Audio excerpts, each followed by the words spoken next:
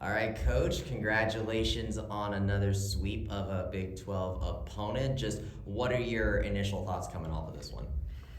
I was really pleased with our offense tonight. I think, and ironically, we had 7 blocks in 3 sets, over 2 a set, which is, above our average. And we still outdug them, but I would say that our offense carried us, especially in sets 2 and 3. It made it, we kind of had all the pressure to first ball kill right away because they started getting a little too confident. It took us 19 and 17 kills, I think, in order to win those 2 sets. So I think we started making some errors, some uncharacteristic errors, and it just put pressure on our offense to be almost perfect and or feel that way. So got to get back to work a little bit. A win's a win, and you're not going to always win clean as 25-11. Let's be honest. I'm really proud how our team is starting matches, whether we're on the road or at home. We're doing a great job coming out of the gates. But that dip is just as much on us. We know we're saying the right things. We know the opponent's not going to give up. There are no easy days in the Big 12. It doesn't matter what record, anybody has.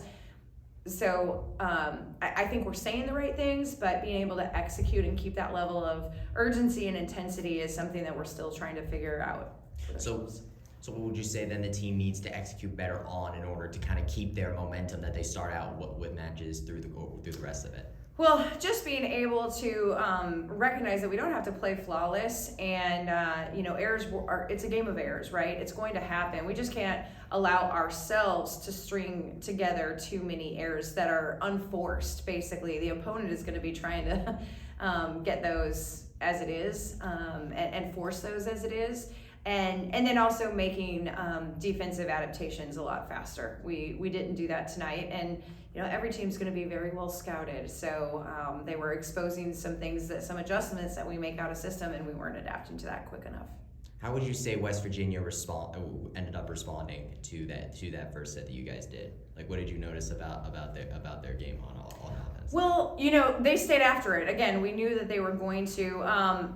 We were able to pick up some of their off-speed shots, but then they were, hitting us a little bit deep and kind of short-deeping us with some of those shots. But they stayed aggressive, and so they were making a lot of errors in that first set where they hit negative as a team in that first set. So we knew that they were going to cut down on those. So Emily Wilson ended up getting the set-winning kills all 3 times for you guys. That second one, though, I mean, I don't know if I've ever heard as loud a cheer in the venue from that ratio of crowd before. Like the ratio there. Just what was the environment like for you in there with those? Oh, it's always great. It's one of those, nobody's ready for it, right? Because it was on the second ball. It was off of a dig. And for players to be adaptive like that and turn and just get after it, that was a really good job by Willie in that moment of staying calm and yet staying aggressive. She didn't panic or anything and wail away at it. She took a nice aggressive swing, but she was very composed. Abby also had quite the day offensively, 667 hitting percentage for right there. Looking at how has Abby really kind of stepped it up in terms of offense this season? Because obviously middle blocker, the defense is right there. Yeah, and what I'm so proud of is they've been working a lot on their connection.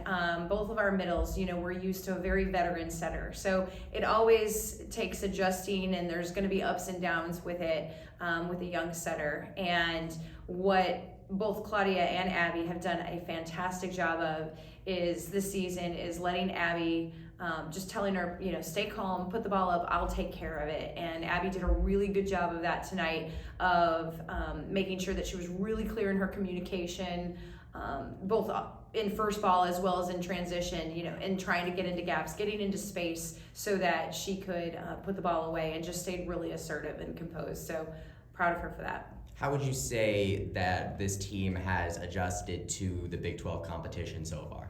Great. I wasn't surprised.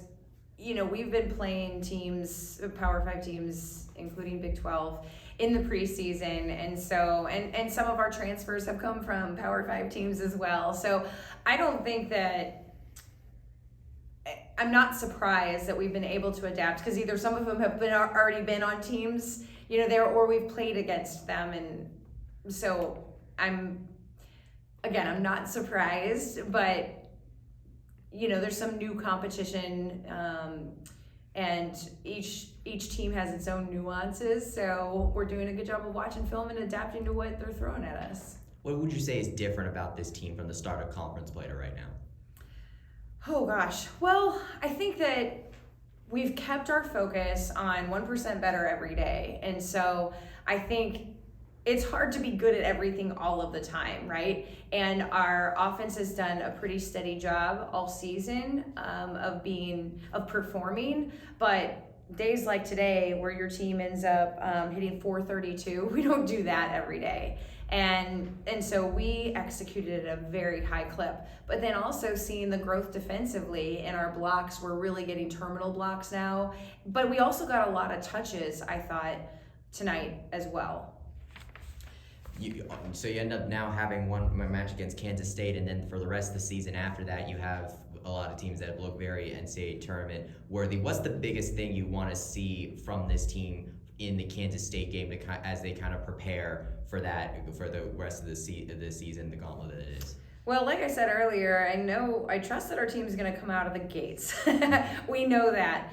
We just have to be able to execute at a consistent level, because if we take our foot off the gas pedal, they're gonna answer back pretty quickly. So we have to learn to be more consistent for a lengthier stretch of time. Last question. I feel now, of course, tonight was the classic dig pink game, which been a tradition for you guys. Just how did it feel to be able to, now you got to be the head coach of the team during this game. Just what immediately get the win for dig pink tonight? Oh, well, we also ran a serving camp for breast cancer awareness. It's just, I think in the video earlier this week, there's so many of us that have been touched by family members, family friends that have been impacted by breast cancer, some whom we've lost and some who are survivors. So obviously to be able to, come away with a victory, but also to have some of those people in the stands and some of them watching that we know back home couldn't be with us, that it's bigger than volleyball. So I think it definitely gives it a little bit more meaning to be able to play this wonderful game and come away victorious. Awesome. Well, best of luck Saturday, Coach. Thank you.